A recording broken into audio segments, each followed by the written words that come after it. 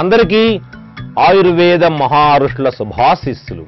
ప్రియాతి ప్రేమని బిడ్డలారా, సర్వేంద్రియాణం నయనం ప్రధానం.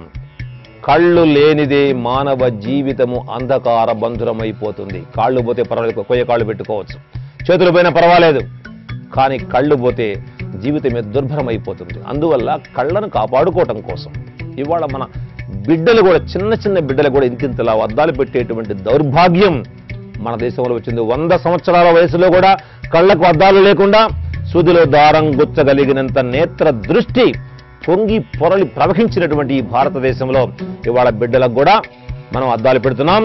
ఇది చాలా అవమానం.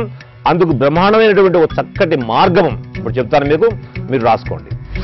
బాదం పప్పు 100 గ్రాములు తీసుకొని ఒక రాత్రి నీళ్లలో నానబెట్టి ఉదయము ఆ గింజల పైన ఉండే తోలు తీసివేసి లోపల తెల్లగా ఉండే పప్పుల్ని చితగ్గొట్టి ఎండబెట్టి దంచి పొడి చేసుకోండి.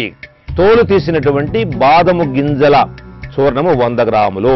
తర్వాత సోపు గింజలు, అంటే సోంపు అంటాం, సోపు అంటాం, అన్నం తర్వాత నోట్లో వేసుకుని జీలకర్రలాగా ఉంటాయి, పొడవుగా ఉంటాయి కదా, ఇవి కూడా ఒక 100 గ్రాములు తీసుకొని శుభ్రంగా చెరగండి. అందులో ఇసుక గిసుకని బట్టి రాళ్ళు లేకుండా చెరిగిన తర్వాత బాండిలో వేసి చిన్న మంట మీద 4-5 చుక్కలు అంచుకు నెయ్యి వేసి దూరగా వేయించి దీన్ని కూడా దంచి జల్లించండి. 100 గ్రాములు సోంపు గింజల పొడి.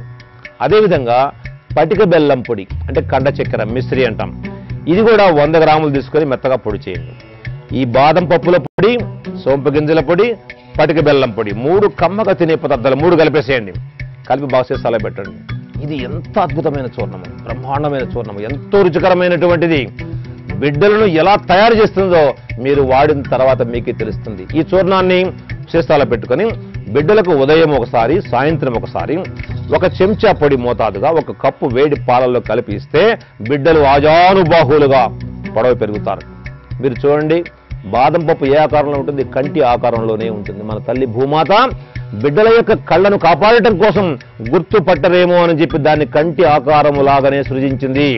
కాబట్టి దీన్ని మీరు విడవకుండా ఇస్తూ ఈ పిల్లల యొక్క కళ్ళు, అంటే 6 నెలలు బిడ్డలకు వాడితే కళ్ళద్దాలు అవసరం లేదు, తీసి ఎరగొట్టి ఇసిరాత పడేసేయచ్చు. అంతేకాకుండా అపారమైన మేధాశక్తి, ప్రజ్ఞ, ధారణ బిడ్డలకు పెరుగుతుంది. ఎముకలు గట్టి పడతాయి. బిడ్డలు మంచి పొడవుగా, అందంగా, మంచి రంగుతో కళకళలాడుతూ కాంతునితూ మనకెంతో ఆనందం కలిగిస్తారు. ఈ చక్కటి మార్గాన్ని తల్లులు తయారు చేయాలని మీకు సూచిస్తూ ఇంత బ్రహ్మాండమైనటువంటి చక్కని ఆహార పదార్థాలనే ఔషధాలుగా చెప్పినటువంటి మన తాత ముత్తాతలైన మహారుషులకు మనం జయ పలుకుదాం. చెప్పండి, జై ఆయుర్వేదం, జై జై ఆయుర్వేదం, శుభం.